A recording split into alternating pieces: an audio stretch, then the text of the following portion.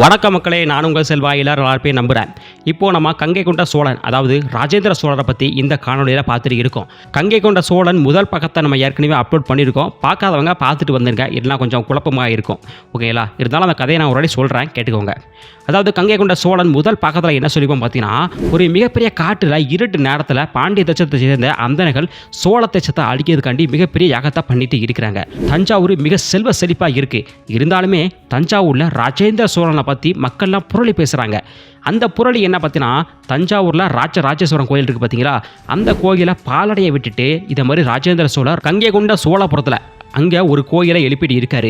அதுக்கு தான் அதிக முக்கியத்துவம் கொடுக்குறாரு. இதை மாதிரி தஞ்சாவூரில் இருக்க ராஜராஜேஸ்வரத்தை பாலடையை விட்டுட்டு போகிறாரு அப்படின்ட்டு ஒரு புரளி மக்கள்கிட்ட பேசப்பட்டு இருக்குது. இந்த புரளி ராஜேந்திர சோழரோட காதுக்கு வந்ததுனால அவர் டேரெக்டாகவே இதை மாதிரி தஞ்சை பெரிய கோயிலில் வேறு என்னென்ன இன்னும் நிறைவடையாமல் என்னென்ன பணிகள் இருக்குது அப்படின்ட்டு செக் பண்ணதுக்காண்டி வராரு. வந்தோடனே எல்லாத்தையும் செக் பண்ணி பார்க்காரு. எல்லாமே ஓகே தான் இருக்குது. சரி, சந்தோஷமா இது மாதிரி தஞ்சை பெரிய கோயிலை தஞ்சாவூரை சேர்ந்த ஒரு மிகப்பெரிய நிர்வாகி கையிட்ட ஒப்படைச்சிட்டு கங்கை கொண்ட சோழபுரம் கோயிலை கட்டுவதற்கான பணிகளை பார்க்கலாம் அப்படின்னு சொல்லிட்டு சாமியை தரிசனம் பண்ணிட்டு அப்படியே வெளியே வர டைமில் தான் அவருக்கு இன்னொரு பிரச்சனை வருது. என்ன பிரச்சனை? அதாவது ராஜேந்திர சோழருக்கு ஒரு தங்கச்சி இருக்கிறாங்க. அவங்க பேர் குந்தவி நாச்சியார். அவங்கள கீழே சாளுக்கிய நாட்டை சேர்ந்த விமலாயுதன் அப்படிங்கிற ஒரு இளவரசருக்கு கல்யாணம் பண்ணி வைக்கிறாங்க. அவங்க ரெண்டு பேருக்கும் ஒரு பையன் பிறக்கிறாங்க. அந்த பையனோட பேர் ராஜ நரேந்திரன். சரி, இதில் என்ன பிரச்சனை இருக்குது அப்படின்னு கேட்டிங்கன்னா, இங்கேருந்து போனாங்க பார்த்தீங்களா சோழ இளவரசி குந்தவி நாச்சியார். அவங்க அங்கே ஏகப்பட்ட பிரச்சனைகள் பண்ண ஆரம்பித்தாங்க. இதனால் கீழே சாளுக்கிய நாட்டை சேர்ந்த தளபதிகளுக்கும் அமைச்சர்களுக்கும் இதே மாதிரி அந்த குந்தவி நாச்சியாரை பிடிக்கலை. அதனால் என்ன பண்ணுறாங்க, மேலே சாளுக்கிய நாட்டிலேருந்து ஒரு இளவரசியை கொண்டு இது மாதிரி விமலாயுதனுக்கு இரண்டாவது கல்யாணம் பண்ணி வைக்கிறாங்க. இது பிரச்சனையே இல்லை. இதுக்கப்புறம் இவங்க ரெண்டு பேருக்கும் ஒரு குழந்தை பிறகு, அதுவும் ஒரு பையனாக பிறக்கிறான். அதுதான் பெரிய பிரச்சனை. இப்போ மேலே சாளுக்கிய நாட்டிலிருந்து இந்த இரண்டாவது பட்டத்தரசிக்கு பிறந்த குழந்தைய இந்த பையனை இளவரசனை முடிச்சுடுறதுக்கு நிற்கிறாங்க. இதில் இருந்தால் பிரச்சனை ஸ்டார்ட் ஆகுது. அதாவது கீழே சாளுக்கிய நாட்டில் யாரோட குழந்தைய யாரோட பையனை இளவரசனை முடிசூட்டணும் அப்படிங்கிறதுல பெரிய பிரச்சனை நடக்குது. சோழ தேசத்தோட இளவரசிக்கு பிறந்த பையனை முடிசூட்டதுக்கு ராஜேந்திர சோழ துணையாக இருக்காரு. அதே மாதிரி மேலே சாளுக்கிய நாட்டோட இளவரசியோட பையனை முடிசூட்டுறதுக்கு மேலே சாளுக்கியம் பயங்கர சப்போர்ட் பண்ணிகிட்டு இருக்காங்க. இதுதான் பிரச்சனை. இதனால் குந்தவி நாச்சியார் என்ன பண்ணியிருக்காங்கன்னா, எனக்கு இது மாதிரி கீழே சாளுக்கிய நாட்டு மேலே ஒரு மிகப்பெரிய படையை கொண்டு போர் தொடுக்கணும். போர் தொடுத்து இங்கே யாரெல்லாம் துரோகம் பண்ணுறாங்களோ அவங்களுக்கெல்லாம் தண்டனை கொடுத்து என்னோட பையன் உங்களோட மருமகன் ராஜ நரேந்திரன் இதை மாதிரி இளவரசனாக முடிசூட்டணும் அப்படின்ட்டு ஒரு ஓலை சுவடியில் அனுப்பியிருக்காங்க. இதுதான் விஷயம். அது மட்டும் இல்லாமல் கீழே சாளுக்கிய நாட்டில் இருந்து அந்த குந்தவி நாச்சியாரையும் அவங்களோட பையன் அந்த ராஜ நரேந்திரனையும் சிறைய வச்சுருக்காங்க. ஸோ இதுதான் பிரச்சனை. இதிலேருந்து குந்தவி நாச்சியாரையும் காப்பாற்றிட்டு வரணும். அதே சமயம் கீழே சாளுக்கியத்தை கைப்பற்றி ராஜ நரேந்திரனை இளவரசனாக முடிசூட்டணும். அதுதான் இப்போ இருக்கிற ராஜேந்திர சோழனுக்கு ஒரு பெரிய தலைவலி. அதை பற்றி தான் இப்போ பேசிகிட்டு இருக்காங்க. எங்கே வச்சு பார்த்தீங்கன்னா, ராஜராஜேஸ்வரம் கோயிலை வச்சு பேசிகிட்டு இருக்காங்க. யார்? ராஜேந்திர சோழர், வந்தியத்தேவர், அருள்மொழிப்பட்டர், ராஜேந்திர சோழரோட 2 மனைவிகள் எல்லாம் சேர்ந்து இந்த பிரச்சனைகளுக்கு என்ன தீர்வு காணலாம் அப்படின்னு பேசிட்டு இருக்கிறாங்க. இதிலேருந்து நம்ம 2வது பக்கத்தை ஆரம்பிக்கலாம். வாங்க வீடியோக்குள்ளே போகலாம்.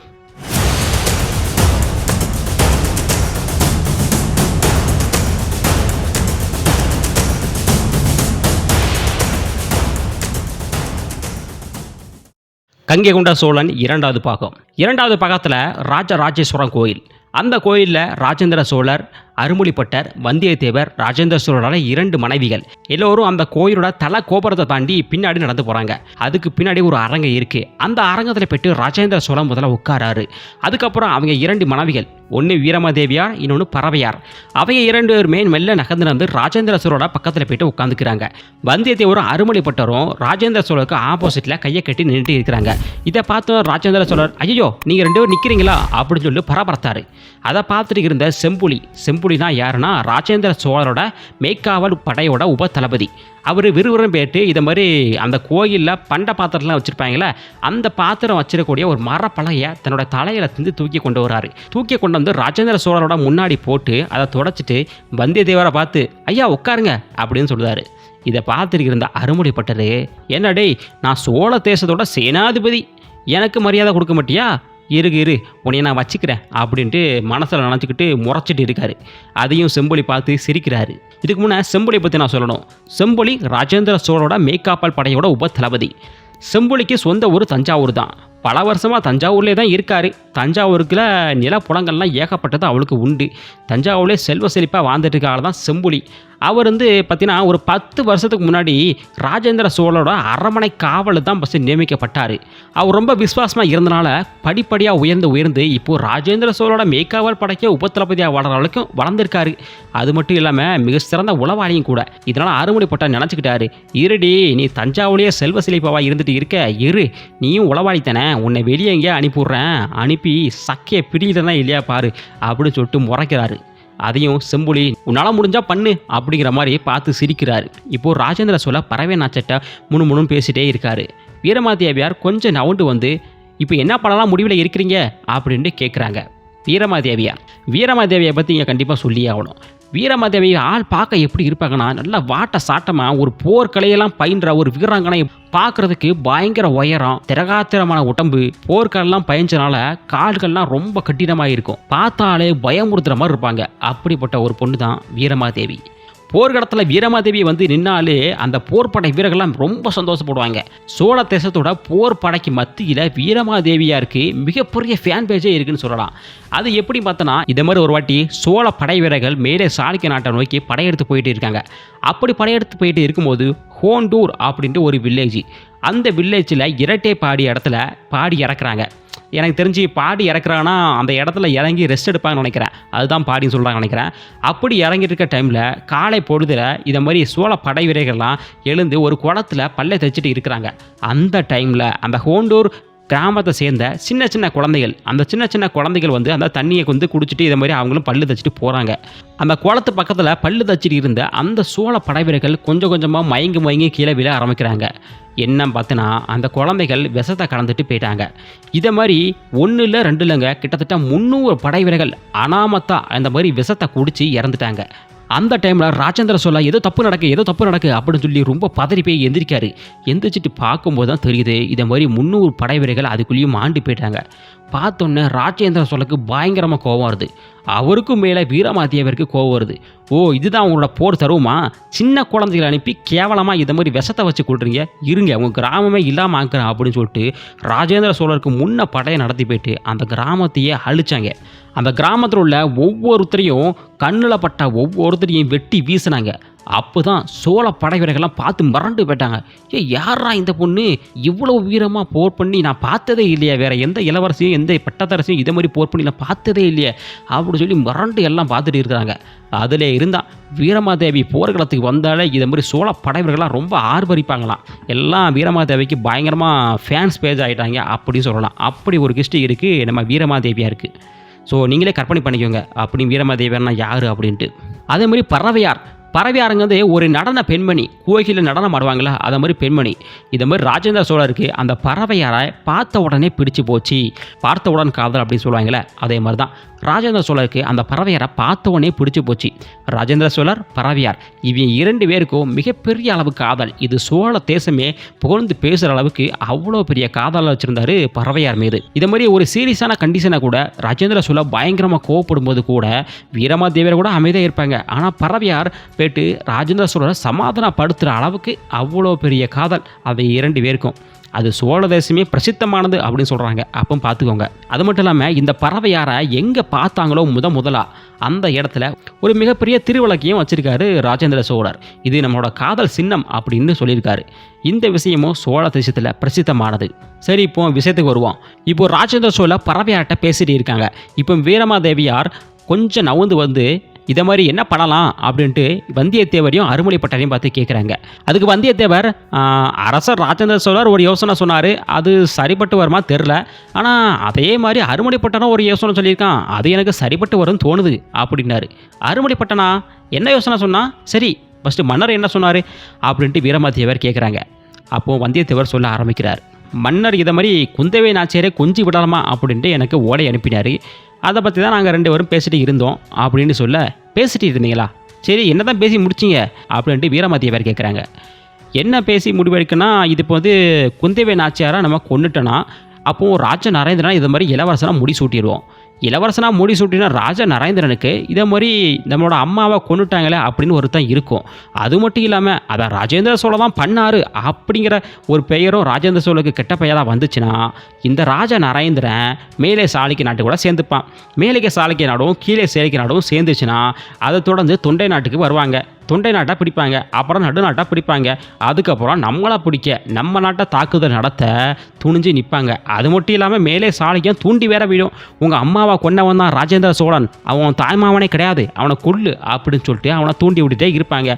இதனால் சோழ நாட்டுக்கு மிகப்பெரிய பாதிப்பு வரும். அது மட்டும் இல்லாமல் சேர நாட்டிலையும் பிரச்சனை இருக்குது, பாண்டிய நாட்டிலையும் பிரச்சனை இருக்குது, அதே மாதிரி இலங்கையிலையும் பெரிய பிரச்சனை நடந்துட்டு இருக்குது. இந்த பிரச்சனைக்கு மத்தியில் இதை மாதிரி அந்த அம்மாவை கொல்லணுமா அப்படிங்கிற அருமொழிப்பட்டன் யோசிக்கிறான். ராஜேந்திர சோழன் டப்புன்னு எழுந்து இதை மாதிரி குந்தவை நாச்சியாரை மேலே சாளுக்கிய நாட்டை விட்டு இதை மாதிரி கொலை பண்ண வச்சுட்டா அப்படின்னு கேட்டார். இதை கேட்டோன்னா அருமொழிப்பட்டர் சத்தியம் பண்ண மாட்டாங்க. காரணம் என்ன கேட்டோன்னா, இப்போ மேலே சாளுக்கியத்துக்கு ஆதரவாக இருக்கிறது விமலாதித்தன். விமலாதித்தன் எப்படி தன்னுடைய ஒய்ஃபை கொல்ல சொல்லுவான்? கண்டிப்பாக மாட்டான். இதே மாதிரி ராஜேந்திர சோழனோட தங்கச்சியை நான் கொண்டுட்டா கண்டிப்பாக கீழே சாளுக்கிய நாட்டை அழிப்பார் அவர். அதுக்காகவே பயந்து இதே மாதிரி விமானத்தனும் அந்த மாதிரி முடிவை எடுக்க மாட்டான். அதே மாதிரி மேலே சாளுக்கியமும் அந்த மாதிரி முடிவை எடுக்கிறதுக்கு வாய்ப்பே இல்லை அப்படிங்கிறாரு அருமொழிப்பட்டர். அதே மாதிரி நீங்கள் இந்த மேலே சாளுக்கியத்தை எவ்வளவு தான் தூண்டினாலுமே அங்கே அதை மாதிரி வேலைகள் எடுப்படாது. எனக்கு என்னவோ இந்த குந்தவை நாச்சியார் யாரும் சிறையே வச்சிருக்க மாட்டாங்க தான் தோணுது. இவங்களே தன்னைத்தானே சிறை வச்சுக்கிட்டு இதை மாதிரி 9 லட்சம் படைகளை திரட்டி இதே மாதிரி கீழே சாளுக்கியத்தை பிடிச்சி என்னோட மகனை ராஜா நரேந்திரனை நீங்கள் இளவரசராக பட்டம் சூட்டணும் அப்படின்னு ஒரு காரணத்துக்காக தன்னையே சிறை வச்ச மாதிரி அவங்களே சொல்லியிருப்பாங்க தான் நான் நினைக்கிறேன் அப்படின்னு சொல்லுவார் அருமொழிப்பட்டர். அதே மாதிரி விமலாதித்தருக்கும் குந்தவை நாச்சியாரை எப்படி சமாளிக்கும் தெரியவே தெரியாது. அவருக்கு தெரிஞ்சாலுமே அங்கே உள்ளவங்க யாரும் சமாதானப்படுத்த விடமாட்டாங்க. இப்போ அங்கே என்ன நடந்துட்டு இருக்குன்னா, நீங்கள் படையெடுத்து வருவீங்க அப்படின்னு எல்லாரும் எதிர்பார்ப்பாங்க. அது மட்டும் இல்லாமல் சோழ தேசத்தோட பிரசித்தமான போர்ப்பட யானைப்படை, நம்ம யானைப்படத்தை தான் முன்னாடி நிப்பாட்டுவோம் அப்படின்ட்டு அவங்க நினைப்பாங்க. அதனாலேயே அவங்க குதிரைப்படைகளை முன்னாடி நிப்பாட்டுவாங்க. குதிரைப்படையில் வில்லுக்கு பதிலாக பெரிய பெரிய தீப்பந்தங்களை கொளுத்தி வச்சுருப்பாங்க. தீப்பந்தங்களை விட்டு எரிவாங்க யானைகள் மீது. யானைகள் மிரளும், பயந்து ஓடும். அப்படி ஓடும்போது அது நம்முடைய படைவீரர்களை தாக்கி அழிச்சிட்டு ஓடும். அதுதான் அவங்களோட திட்டமாக இருக்கும்னு நான் நினைக்கிறேன். ஒருவேளை இரட்டைப்பாடு தேசத்துலேருந்து ஆட்களை தான் கூட்டு வரலாம். அது மட்டும் இல்லாமல் இன்னும் கட்டிக்காரங்களாக இருந்தால் இதை மாதிரி ஒட்டர்களையும் கூட்டிட்டு வரலாம். இதை ஒட்டர்கள் அப்படிங்கிறது அவங்களும் ஒரு மலைவாழ் தேசத்து மக்கள். அவங்களாம் பார்க்க ரொம்ப கொடூரமாக இருப்பாங்க. ஹாலு ஹைட்டு வெயிட்டாக ரொம்ப ஜெய்ஜாண்டிக்காக இருப்பாங்க. அவங்கள தான் ஒட்டர்கள் அடிப்பாங்க. எனவே இப்படி தான் போருக்கான ஆயத்தங்கள் அங்கே நடக்க தயாராக தான் இருக்கும் அப்படிங்கிற அருமொழிப்பட்டார். உடனே ராஜேந்திர சோழர் இருந்து சரி அப்போ என்ன பண்ணலாம் அப்படின்னு கேட்குறாரு. அந்த டைமில் தான் வீரமாதேவி மெல்ல பேச ஆரம்பிக்கிறாங்க. எனக்கு ஒரு அபிப்பிராயம் இருக்குது, ஆனால் அது தப்பாக இருந்தால் என்ன மன்னிக்க வேண்டும் அப்படின்னு சொல்லி பேச ஆரம்பிக்கிறாங்க. உடனே ராஜேந்திர சோழர் வீரமாதேவியார் பக்கம் திருப்பி இங்கே எல்லாருமே அவங்க அபிப்பிராயத்தை சொல்லிட்டு தான் இருக்கிறாங்க. நீ ஏதோ ரொம்ப அடக்கமானவ மாதிரி நடிக்காத, சரியா? நீ சொல்ல வந்ததை நேரடியாக சொல்லு அப்படின்ட்டு சொல்கிறாரு. ஒரு சிறு படையை அனுப்பி அப்படின்னு சொல்லிட்டு அமைதியாகிட்டாங்க. அதை எல்லாருமே உத்து கவனிச்சிட்டு இருந்தாங்க. மறுபடியும் சொல்ல ஆரம்பித்தாங்க. ஒரு சிறு படையை அனுப்பி இதை மாதிரி குந்தவை நாச்சியாரையும் அவரோட பையன் ராஜா நரேந்திரனும் கடத்தி கொண்டு வந்துட வேண்டிதான். இதுதான் என்னுடைய யோசனை. சரி, கடத்தி கொண்டு வந்தாச்சு, அதுக்கப்புறம் என்ன பண்ண முடியும்? அங்கே என்ன நடக்குன்னு பார்க்கணும். நம்ம கடத்தி கொண்டு வந்த பிறகு எப்படியும் 2வது இளவரசனுக்கு முடிசூட்டுவாங்க. அப்படி முடிசூட்டும் போது அங்கே கீழே சாளுக்கியத்தில் யார் மேலே சாளுக்கியத்துக்கு சப்போர்ட் பண்ணுறா, யார் துரோகம் பண்ணுறா, அவங்கள நல்லா பார்த்து வச்சுக்க வேண்டும். அது மட்டும் இல்லாமல் ஒரு 3 லட்சம் படை வீரர்களோட பெரும் படையோடு போய்ட்டு கீழே சாளுக்கியத்தையும் மேலே சாளுக்கியத்தையும் அடிக்க வேண்டும். அடித்து முடித்தோன்னா அங்கே யாரெல்லாம் துரோகம் பண்ணாங்களோ அவையெல்லாம் தூக்கில் ஏற்றணும். தூக்கில் ஏற்றிட்டு தன்னுடைய மருமகன் ராஜ நரேந்திரனை தூக்கி இளவரசனாக பட்டம் சுட்டணும். இதுதான் என்னுடைய யோசனை அப்படின்னு வீரமாதேவியாக சொல்லி முடிக்கிறாங்க. அதோடு மட்டும் இல்லாமல் மேலே சாளுக்கியத்தை போய் தாக்கணும், மேலே சாளுக்கியத்தை கைப்பற்றணும். அது மட்டும் இல்லாமல் அவங்களுக்கு சப்போர்ட்டாக இருக்கக்கூடிய அந்த ஒற்றர்களையும் தாக்கணும். அதுக்காக தான் சொல்கிறேன், ஒரு பெரும் படையை திரட்டி இதை மாதிரி கீழே சாளுக்கியத்து பக்கமாக போர் தொடுத்து போகணும் அப்படின்ட்டு. அது மட்டும் இல்லாமல் விமலாதித்தன் ரொம்ப குழம்பி போவார். இப்போது நம்ம மேலே சாளுக்கியம் பக்கம் நிற்கவா இல்லை சோழர்கள் பக்கம் நிற்கவா அப்படின்ட்டு 3 பக்கம் நிற்க முடியாமல் ரொம்ப குழப்பத்தில் இருப்பார். அதுக்கெல்லாம் ஒரு வேலையாக நம்ம இப்போ குந்தவை நாச்சியாரை கடத்திட்டு வரணும். கடத்துறது தான் அவ்வளவு எளிதான வேலை இல்லை. என் தங்கச்சி குந்தவை நாச்சியாரை பற்றி உனக்கு தெரியும் தானே, அவளை நம்பி ஒரு காரியத்தில் இறங்க முடியாது அப்படிங்கிறாரு ராஜேந்திர சோழர். எனக்கு நீங்கள் சொல்கிறது புரியுது, ஆனால் எனக்கு இதை விட்டால் வேறு வழியே இல்லை. எப்படியாவது கடத்தி கொண்டு தான் வந்தானோ. இதை மாதிரி ராஜா நரேந்திரனுக்கும் சில தகவலை சொன்னால் அவன் உற்சாகத்தோடு கிளம்பி வந்துடுவான். ஆனால் கண்டிப்பாக குந்தவை நாச்சியாருக்கு மயக்க மருந்து கொடுத்து தான் கொண்டு வர வேணும். இப்படி கடத்தி கொண்டு வரும்போது நம்ம ஏகப்பட்ட சோழ வீரர்களை பலி கொடுக்க நேரிடும். அதே மாதிரி அவங்களை கடத்தி கொண்டு வெளியே வந்ததும் சோழ வீரர்களை அங்கங்கே நிப்பாட்டி வைக்கணும். இல்லைனா அவங்ககிட்ட பெரும் படைகளை நம்மளை துரத்துறது கூடும். இப்படி அந்த 2 பேரையும் கடத்தி கொண்டு வந்துட்டு இருக்க அந்த நேரத்தில் சோழ படை வீரர்களை அங்கங்கே நிப்பாட்டி வைக்கணும். அதாவது நம்ம எதிர்ப்பு அவங்களுக்கு காட்டணும். கீழே சாணிக்கத்தோட கோட்டைக்கு வெளியே ஒரு 10 பேர் நிப்பாட்டி வைக்கணும். அந்த கோட்டையிலேருந்து ஒரு 10 கல் தூரம் 100 பேர் நிப்பாட்டி வைக்கணும். அதில் இருந்து ஒரு 25 கல் தூரம் ஒரு 150 பேரை நிப்பாட்டி வைக்கணும். அதில் வந்து திருவொற்றியூர் வரைக்கும் லட்சம் வீரர்களை நிப்பாட்டி வைக்கணும். இப்படி படிப்படியாக நமது படை வீரர்களை நிப்பாட்டி நமக்கு எதிர்ப்பை தெரிவிக்கணும். அப்போது தான் இதே மாதிரி மேலே சாணிக்கமும் கீழே சாணிக்கத்தோட வீரர்களும் நம்மளை திறந்து வராமல் இருப்பாங்க. ஆக இப்படி தெற்கு நோக்கி வர திருவொற்றியூர் நோக்கி வர சோழ தேசம் நோக்கி வர நம்முடைய படைகள் அதிகமாயிட்டே போகணும். ஆக இப்படி தான் நம்ம அவை 2 பேர்த்தையும் காப்பாற்ற வேணும். ஆனால் இதை ரொம்ப மிக கவனமாக செய்யணும் அப்படின்ட்டு வீரமாதேவர் சொல்லி நிறுத்ததுக்குள்ளேயும் வந்தியத்தேவர் பேச ஆரம்பிக்கிறாரு. ஆனால் இதில் ஒரு குறை இருக்குமா அப்படின்ட்டு. குறையா? என்ன குறை அப்படின்ட்டு வீரமாதேவர் கேட்க, ஆமாம், இதை மாதிரி நீங்கள் சொன்னீங்களே ஒவ்வொரு பக்கமும் எதிர்பார்க்காட்டதுக்காண்டி வீரர்களை நிப்பாட்டி வைக்கணும் அப்படின்ட்டு. இப்போ நம்ம பேசிகிட்டு இருக்க இந்த விஷயம் கூட மேலே சாளுக்கிய நாட்டுக்கு ஈஸியாக தெரிஞ்சு போவோம். ஏன்னா மேலே சாளுக்கியத்தோட ஒற்றர்கள்லாம் ரொம்ப திறமையானவர்கள். நமக்கு என்ன பேசிகிட்டு இருக்கோம் நம்ம சோழப்படை வீரர்கள் போன உடனே கண்டுபிடிச்சிருவாங்க. அது இல்லாமல் அவங்க 100-200 வேலை இருக்க மாட்டாங்க, பல்லாயிரக்கணக்கான வீரர்களாக இருப்பாங்க. அதனால் இது ஒரு மிக சிறந்த திட்டமாக இருக்கணும் அப்படி எனக்கு தோணலை அப்படின்ட்டு வந்தியத்தேவர் சொல்லி முடிக்கவும், எனக்கு தோணுது அப்படின்ட்டு அருமொழிப்பட்ட டாப்புன்னு எழுந்து நிற்காரு. இதை பார்த்தோன்னா மன்னர் ராஜேந்திர சோழ கையை தட்டிட்டு விழுந்து சிரிக்க ஆரம்பித்தார். அதான பார்த்தேன், நீங்கள் 2 பேரும் என்னவோ ஒத்துமையாக இருக்கீங்கன்னு நினச்சேன். அதான் இந்த அதிசயம்லாம் சோழ தேசத்தில் நடக்கவே நடக்காத அப்படின்னு சொல்லிட்டு மறுபடியும் சிரிக்க ஆரம்பித்தாங்க. அவங்க சுற்றி இருக்க எல்லாருமே மன்னரோட சேர்ந்து சிரிக்க ஆரம்பிச்சிட்டாங்க. ஆனால் அருமொழிப்பட்டர் மட்டும் கீழே குனிஞ்சு யோசிச்சுக்கிட்டே இருந்தார். நீங்கள் சொல்கிறதெல்லாம் சரிதான், ஆனால் அங்கே 10 பேர் கொண்ட படை போதாது. கிட்டத்தட்ட 1,00,000 பேர் கொண்ட படையை நம்ம மேலே சாளுக்கிய நோக்கி அனுப்ப வேணும் அப்படின்னு சொல்லுறாரு அருமொழிப்பட்டார். அதை கேட்டவுடனே என்ன சொல்லுற அருமொழிப்பட்டார், தெளிவாக சொல்லு அப்படின்ட்டு ராஜேந்திர சோழ கேட்குறாரு.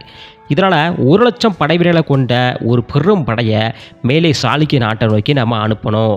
இந்த செய்தி கண்டிப்பாக மேலே சாளுக்கியத்துக்கு சீக்கிரமாகவே செஞ்சடையும். அப்படி போனதுனால கீழே சாளுக்கியத்தில் இருக்கிற மேலே சாளுக்கிய வீரர்கள் மேலே சாளுக்கியத்துக்கு வருவாங்க.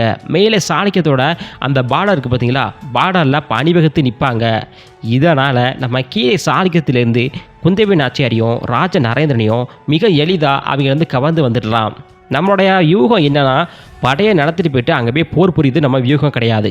அங்கே போய்ட்டு அவங்களுக்கு பயமுறுத்தணும். இப்படி பயமுறுத்தனால நம்ம ஈஸியாக இவை 2 பேரையும் நம்ம கடத்தி கொண்டு வந்துடலாம்.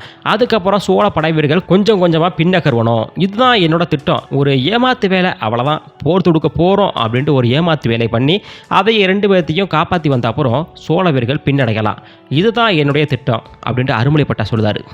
அதுக்கு பிறகு இந்த மாதிரி குந்தவை நாச்சியாரையும் ராஜ நரேந்திரனும் நல்லா விசாரித்த பிறகு யாரெல்லாம் என்னென்ன பிரச்சனையை பண்ணுறாங்க அப்படின்னு விசாரித்த பிறகு அந்த அம்மா சொன்ன மாதிரியே 9,00,000 படைகளை திரட்டி கொண்டு கீழே சாளுக்கியம் மேலே சாளுக்கியம் அதுக்குள்ளே ஒட்டகளையும் அடித்து சோழ தேசத்துக்கு உட்பட்ட பகுதியாக மாற்றணும். அது மட்டும் இல்லாமல் வீரமாதேவியாக சொன்ன மாதிரி அந்த அம்மாவை கடத்தி வரணும் அவசியமே இல்லை. போய்ட்டு அந்த அம்மாவோட கோட்டை கதவை திறந்து அந்த அம்மாட்ட இதை மாதிரி சோழ வீரர்கள் 9,00,000 பேர் உங்களோட கட்டளைக்காக காத்திருக்கிறாங்க, நீங்கள் வெளியே வாங்க அப்படின்னு சொன்னால் இதை மாதிரி குந்தவை நாச்சியார் பரவாயில்லையே என்னோட சொல்லுக்கு மதிப்பு இருக்க அப்படின்னு சொல்லி தெரிஞ்சுக்கிட்டு துள்ளி குதிச்சு ஓடி வருவாங்க. அதுக்கப்புறம் சோழ படைவீரர்களை வந்து நெருங்கின அப்புறம் இது 9,00,000 படைவீரர்கள் மாதிரியே தெரியலையே, ரொம்ப கம்மியாக இருக்காங்களே அப்படின்னு நினச்சி எதுவும் பிரச்சனை பண்ணாங்கன்னா உடனே மயக்க மருந்து கொடுத்து அவங்கள இங்கே தூக்கிட்டு வந்துட வேண்டியதான்.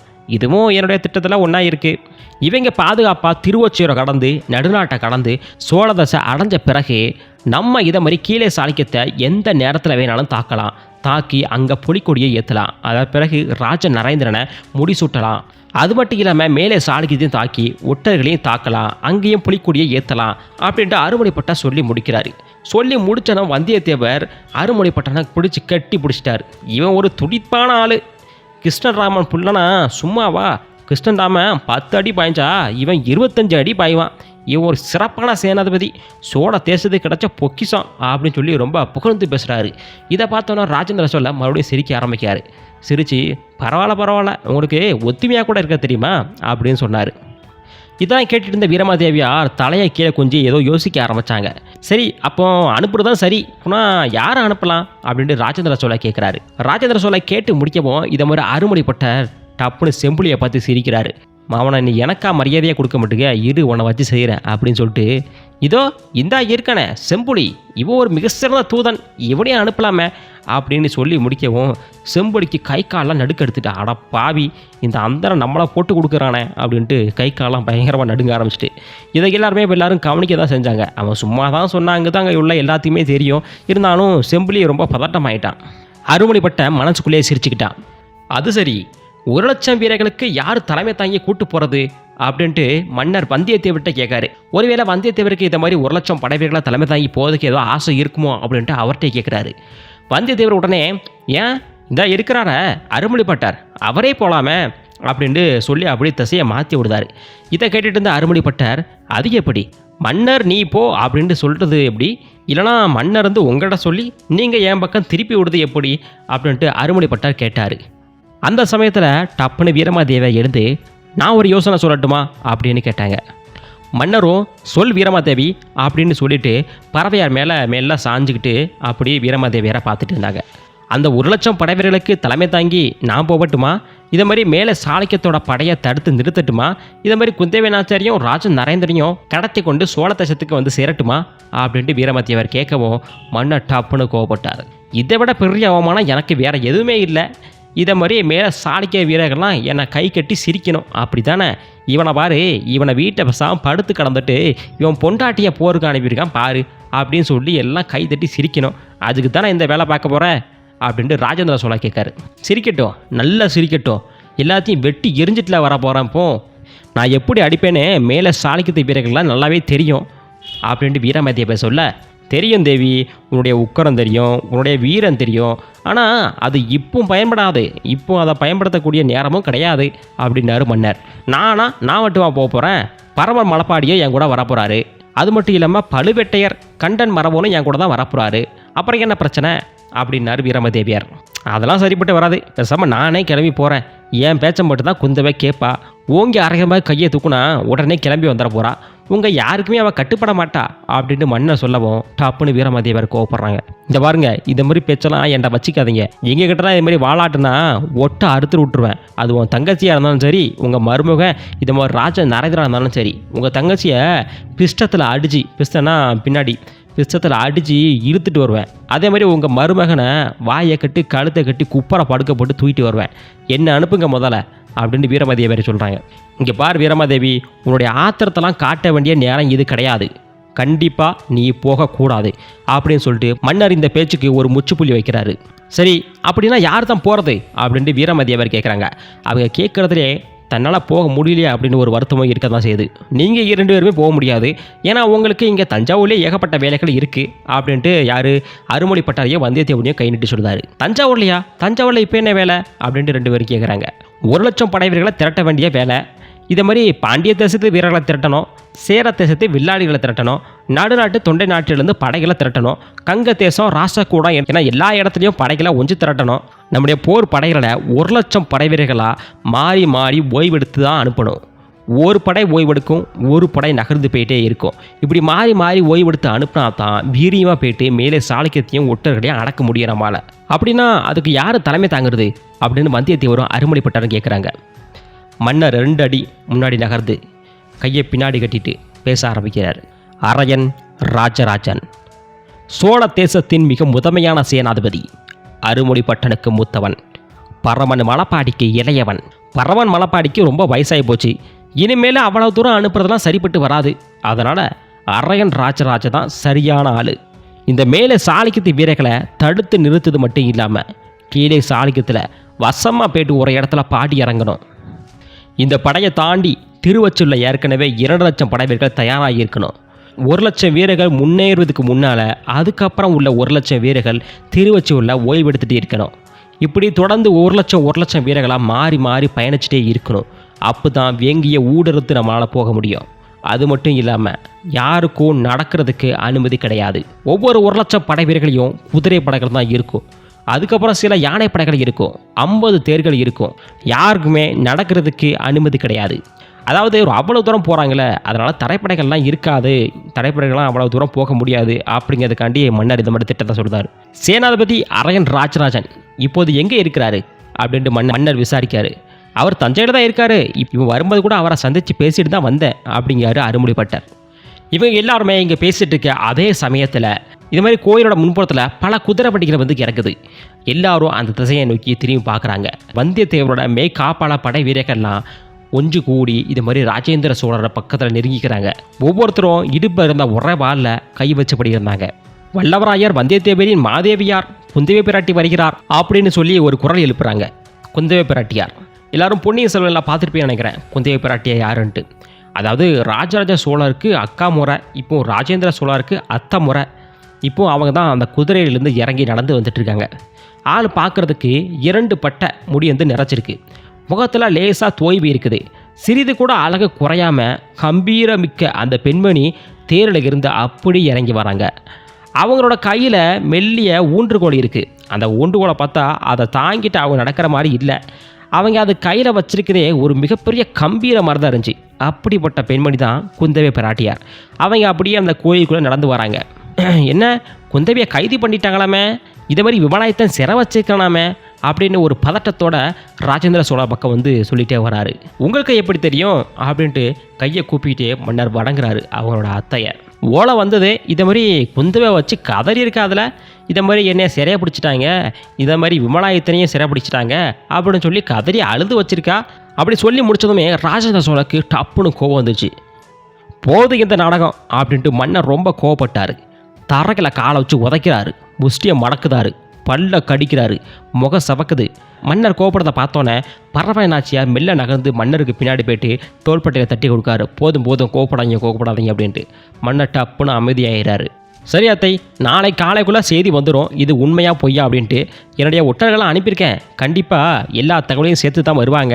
ஆனால் இவனை இன்னுமா நீங்கள் நம்பிட்டு இருக்கிறீங்க அப்படின்னு சொல்லிட்டு அவங்க அத்தை குந்தவையரோட கையை கோர்த்துக்கிட்டு 2 பேரும் சேர்ந்து கோயிலுக்குள்ளே நகர்ந்து நடக்க ஆரம்பிக்கிறாங்க. அத்தையும் மருமகனும் முன்னாடி நடந்து போக அதுக்கு பின்னாடி எல்லோரும் நடந்து போயிட்டு இருக்காங்க. போயிட்டு இருக்கும்போதே அருமுனைப்பட்ட செம்புலியை பார்த்து, செம்புலி நீ எதுக்கும் தயாராக இருப்பா, இதை மாதிரி கீழே சாலிகை நோக்கி போக வர மாதிரி இருக்கும் அப்படின்ட்டு சும்மா வம்பு இழுக்காரு.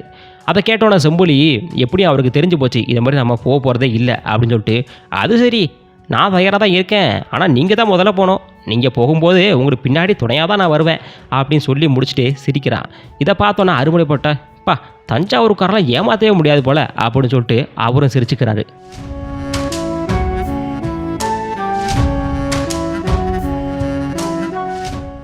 ஓகே மக்களே, இதோட இந்த காணொலியை நிறைவு பண்ணிக்கலாம். நீங்கள் இவ்வளோ தூரம் பார்த்தது இந்த கதையோட ட்ரெய்லர் மட்டும்தான். இனிமேல் தான் கதையை ஸ்டார்ட் ஆக போகுது.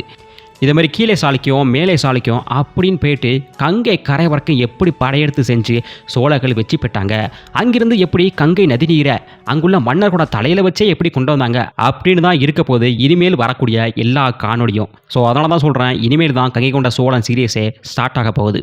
ஸோ தொடர்ந்து பாருங்கள். இது உங்கள் தமிழ் தேசம் மலையொலி. நான் உங்கள் செல்வா. பாய் மக்களே.